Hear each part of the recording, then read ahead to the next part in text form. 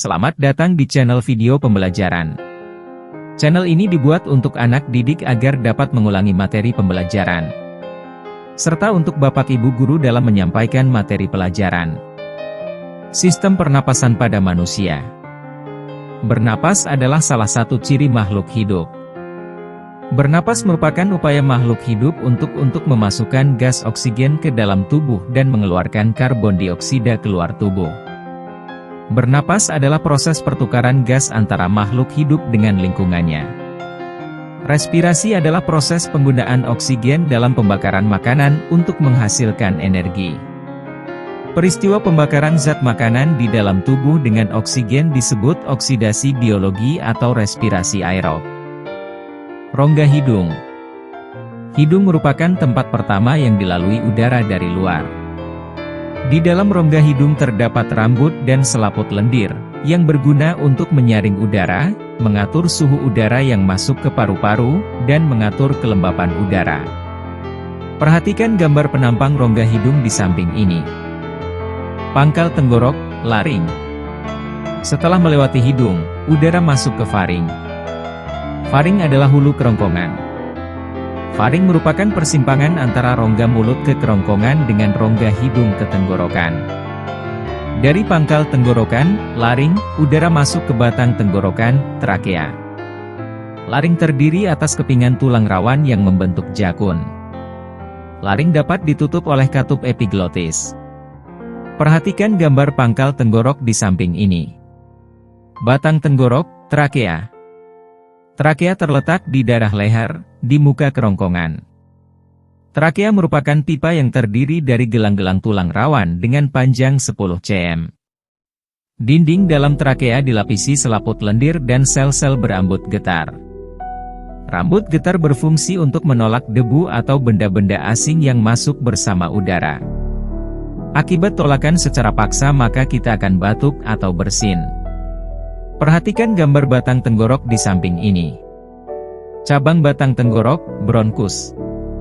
Bronkus bercabang menjadi dua yaitu bronkus kiri dan kanan. Kedua cabang bronkus menuju ke paru-paru. Di dalam paru-paru, bronkus membentuk cabang-cabang lagi yang disebut bronkiolus. Bronkus kanan bercabang menjadi 3 bronkiolus, sedangkan bronkus kiri bercabang menjadi 2 bronkiolus. Bronkiolus bercabang-cabang lagi membentuk pembuluh-pembuluh yang halus. Cabang-cabang yang terhalus dinamakan alveolus. Perhatikan gambar cabang batang tenggorok di samping ini. Paru-paru. Paru-paru berupa kumpulan alveolus. Jumlah alveolus 300 juta buah dengan luas permukaan seluruhnya 80 meter kuadrat, sama dengan 100 kali luas permukaan tubuh. Dinding alveosi mengandung kapiler-kapiler darah sebagai tempat difusi oksigen ke dalam darah. Paru-paru terletak di rongga dada tepatnya di atas sekat diafragma. Diafragma adalah sekat rongga badan, yang membatasi rongga dada dan rongga perut. Paru-paru terdiri 2 bagian yaitu paru-paru kanan dengan 3 gelambir dan paru-paru kiri dengan 2 gelambir. Paru-paru dibungkus oleh selaput paru-paru, pleura. Perhatikan gambar berikut.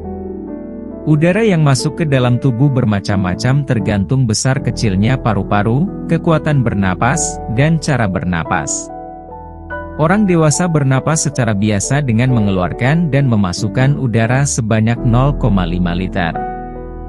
Udara sebanyak ini disebut udara pernapasan atau udara tidal. Udara yang dapat masuk ke dalam paru-paru setelah kalian menarik napas secara biasa disebut udara komplementer. Volume udara komplementer pada orang dewasa adalah 1,5 liter. Udara yang dapat dikeluarkan kuat-kuat disebut udara suplementer. Volume udara suplementer pada orang dewasa adalah 2 liter. Apabila kalian menarik napas sedalam-dalamnya dan menghembuskan sekuat-kuatnya, volume yang masuk dan keluar sebanyak lebih kurang 3,84 liter. Volume udara ini disebut kapasitas vital paru-paru.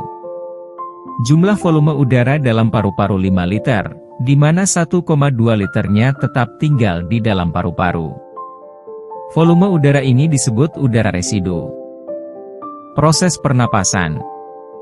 Proses pernapasan terdiri dari dua kegiatan, yaitu menghirup udara pernapasan, inspirasi, dan mengembuskan udara pernapasan, ekspirasi. Berdasarkan bagian tubuh yang mengatur kembang kempisnya paru-paru, pernapasan dibedakan menjadi dua, yaitu pernapasan dada dan pernapasan perut. Pernapasan dada. Pernapasan dada terjadi karena gerakan otot-otot antar tulang rusuk. Jika otot antar tulang rusuk berkontraksi, maka tulang rusuk terangkat. Akibatnya volume rongga dada membesar, dan paru-paru mengembang.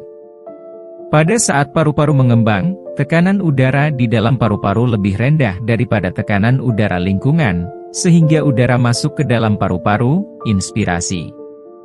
Ketika otot antar tulang rusuk relaksasi, tulang rusuk turun. Akibatnya rongga dada menyempit dan paru-paru mengempis. Pada saat paru-paru mengempis, tekanan udara di dalam paru-paru lebih tinggi daripada tekanan udara di lingkungan, sehingga udara keluar dari paru-paru, ekspirasi. Pernapasan perut. Pernapasan perut terjadi karena gerakan diafragma. Jika otot diafragma berkontraksi, maka diafragma akan bergerak turun. Akibatnya rongga dada membesar, dan paru-paru mengembang sehingga perut mengembung. Karena paru-paru mengembang, maka tekanan udara di dalam paru-paru turun dan udara masuk ke dalam paru-paru, inspirasi. Ketika otot diafragma relaksasi, diafragma kembali ke keadaan semula, cembung melengkung ke atas. Akibatnya rongga dada menyempit, dan paru-paru mengempis sehingga udara keluar dari paru-paru, ekspirasi. Pernapasan perut terjadi terutama pada saat tidur. Pada waktu bernapas, komposisi udara yang masuk dan udara yang keluar dari paru-paru adalah berbeda. Perhatikan gambar pernapasan perut berikut. Kelainan dan penyakit pada sistem pernapasan. Rhinitis alergi radang pada selaput hidung karena alergi debu, bulu, DLL. Sinusitis radang pada sinus. Polip hidung SPT. Tumor semi transparan di dalam hidung, penyebabnya alergi. Pendarahan hidung, mimisan, pembuluh darah hidung pecah, karena tekanan darah tinggi. Tonsilitis, radang amandel, radang pada jar. Limfoid kecil di belakang mulut. Adenoid radang pada jar. Limfoid kecil di belakang langit-langit. Radang tonsil dan adenoid menyebabkan kesan wajah bodoh, wajah adenoid. Laringitis radang pada laring pangkal tenggorok. Terinfeksi kuman Corynebacterium diphtheriae merusak pita suara, kadang dibuatkan lubang pada trakea, trakeotomi. Bronkitis radang pada bronkus. Pleuritis radang pada selaput paru-paru. Radang pada alveolus. Pneumonia karena infeksi kuman Diplococcus. Pneumonia. Tuberkulosis karena infeksi kuman Mycobacterium. Tuberculosis. Pencegahan, vaksin BCG. Asma otot polos saluran pernapasan berkontraksi sehingga pelebarannya terganggu. Asidosis darah terlalu asam. Asfiksi darah kekurangan oksigen sehingga tubuh membiru. Flek dalam paru-paru karena nikotin rokok. Karena polusi debu jelaga. Demikianlah video pembelajaran kali ini. Sampai jumpa pada video pembelajaran berikutnya. Terima kasih. Jangan lupa komen, like, subscribe, dan share.